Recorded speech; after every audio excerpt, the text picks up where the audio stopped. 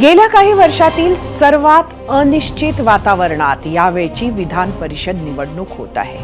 पक्ष फुटले आहेत, मन दुबंगली आहेत. कोणता आमदार कुणाकडे आहे किंवा कधी कुणाकडे जाईल कोणीही निश्चितपणे सांगू शकत नाही अशी स्थिती आहे.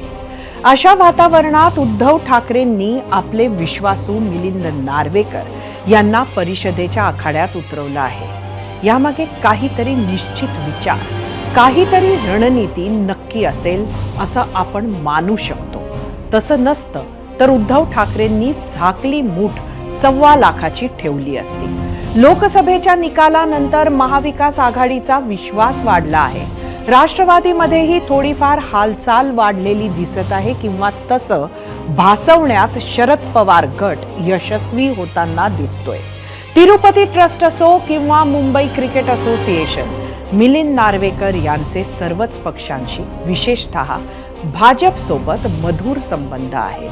MCAची निवडणूक तर राष्ट्रवादी आणि भाजपने एकत्र लढवली होती आणि त्या पॅनलमध्ये मिलिंद नार्वेकर होते हे आपल्यापैकी बऱ्याच जणांना आठवत असेलच. या सगळ्याचा फायदा क्रॉस वोटिंगसाठी मिलिंद नार्वेकरांना होईल असा कयास बांधला जात आहे.